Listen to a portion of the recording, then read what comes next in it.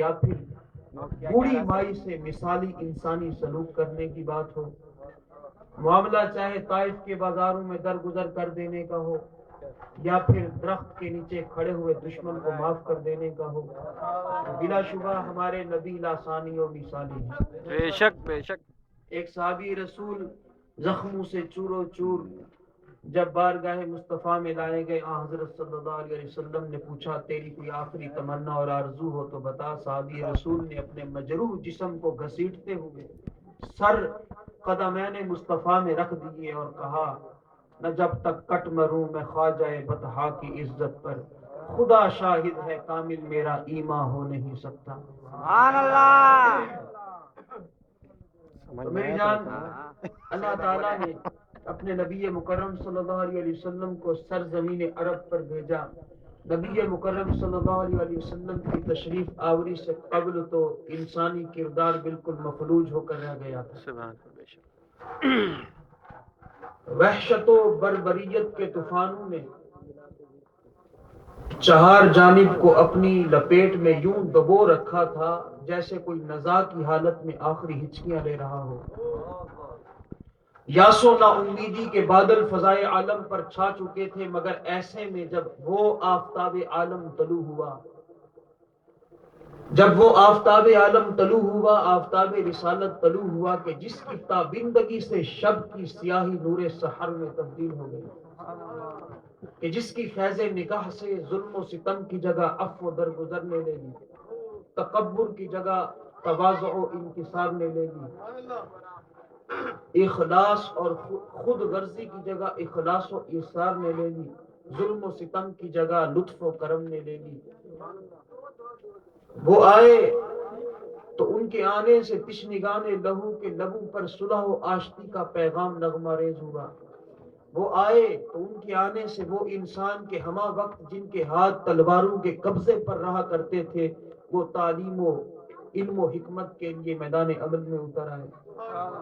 وہ آئے کہ جن کے آنے کے ایک مختصر سے عرصے کی برکت سے زمانے بھر کا غبار وحشت باران رحمت میں تبدیل ہو گیا، کانٹے پھول بن گئے، کلیاں مسکرا اٹھی۔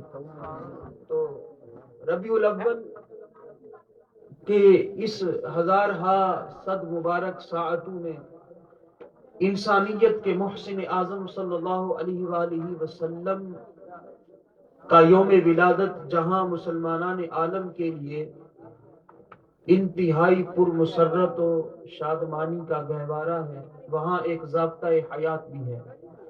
وہ ضابطۂ حیات علم و عمل، تنظیم و اتحاد، اخلاق و محبت جیسے زرعی اصولوں سے مرتب ہے کہ جس کا دوسرا نام اسلام ہے۔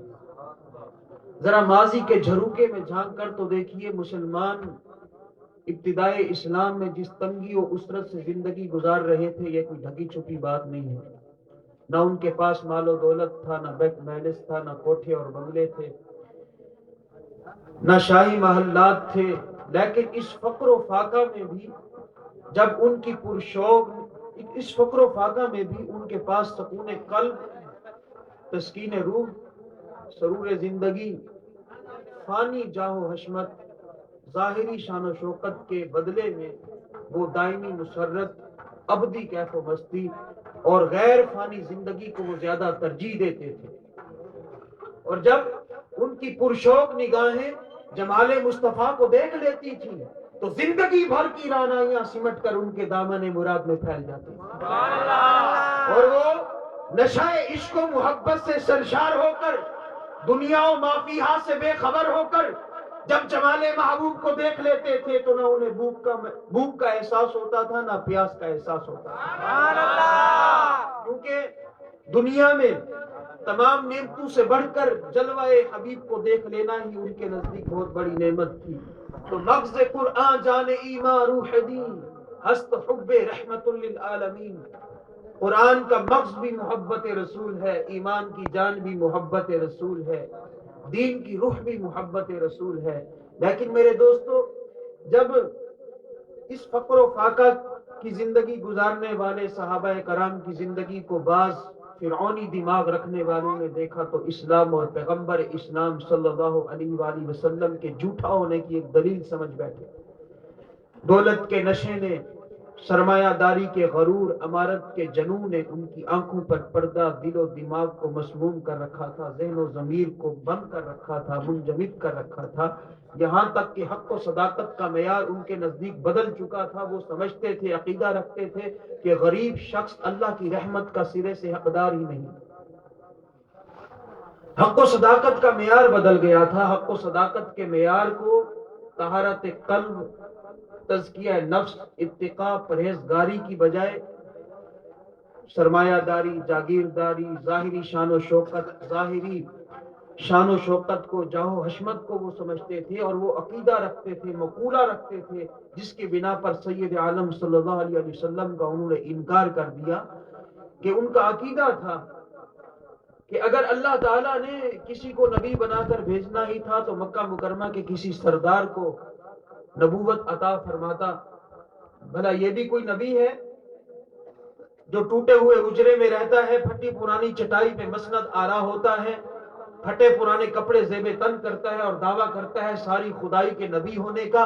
اگر یہ نبی ہوتا تو اس کے پاس سونے چاندی کے خزانے، لعل و جواہرات کے ڈھیر ہوتے، شاہی محلات ہوتے، لیکن جب ان کا تکبر، ان کا تعصب، ان کا غرور جب حد سے بڑھ گیا تو رحمت حق، غیرت حق نے للکار کر کہا کہ او لوگو، میرے نبی کی نبوت کو دیکھنا ہے تو شاہی محلات، لال و جواہرات کے ڈھیر، سونے چاندی کے خزانے، ریشمی ملبوسات میں مت دیکھو۔ اگر میرے نبی کی نبوت کو دیکھنا ہے تو کسی یتیم کے شکستہ دل میں دیکھو، تو تم لوگوں کو احساس ہوگا میرے نبی کی نبوت کس معیار پہ فائز ہے۔ حضور کا طائر ہمت جہاں محو پرواز ہے، وہاں تو تمہاری عقل کی رسائی نہیں، تمہاری حواس خمسہ کی رسائی نہیں۔ وہ ذات بے ہمتا جانتی ہے جس نے اپنے محبوب کو وہ صفات اور وہ جو کمالات ہیں، جو اختیارات ہیں، اعزازات ہیں، جو آپ کو نوازنے والا وہی رب کائنات ہے، تو وہی جانتا ہے۔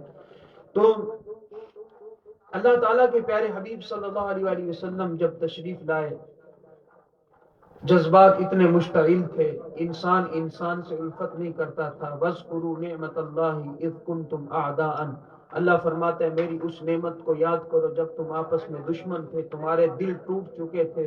فَأَلَّفَ بَيْنَ قُلُوبِكُمْ، میرا محبوب آیا تمہارے دلوں میں، اس نے الفت ڈالی۔ فَأَصْبَحْتُمْ بِنِعْمَتِهِ إِخْوَانًا، میری اس نعمت کے سبب سے تمہارے ٹوٹے ہوئے دل، شکستہ دل آپس میں جڑ گئے، تم بھائی بن گئے۔ وَكُنْتُمْ عَلَى شَفَا حُفْرَةٍ مِّنَ النَّارِ، تمہاری حالت یہ تھی کہ تم دوزخ کے عمیق گڑھے کے کنارے کھڑے تھے، بس آنکھ بند کرنے کی دیر تھی تم اس میں گر پڑتے، مگر میرے محبوب آئے، انہوں نے تمہیں بازو سے پکڑ کر، تمہاری کوکھوں سے تمہیں پکڑ کر تمہیں اس گڑھے میں گرنے سے بچا دیا۔ تم ذلت و پستی کی شاہراہ پر گامزن تھے، میرا محبوب آیا تو اس کی فیض نگاہ سے تم لوگ کامیابی و کامرانی کی شاہراہ پر گامزن ہو گئے۔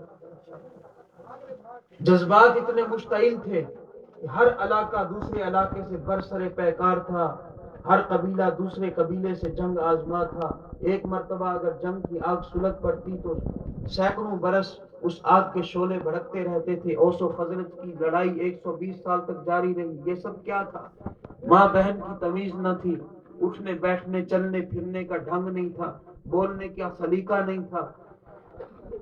لیکن میرے محبوب علیہ الصلوۃ والسلام جب آئے، تمہیں اٹھنے بیٹھنے چلنے پھرنے کا سلیقہ سکھایا، ماں بہن کی تمیز دی اور تمہیں ڈھنگ دیا، تمہیں ایک جادہ حق دیا، انسانیت سکھائی، حسن اخلاق دیا، حسن سیرت دی، حسن کردار دیا، شجاعت دی، انوکھا بنایا۔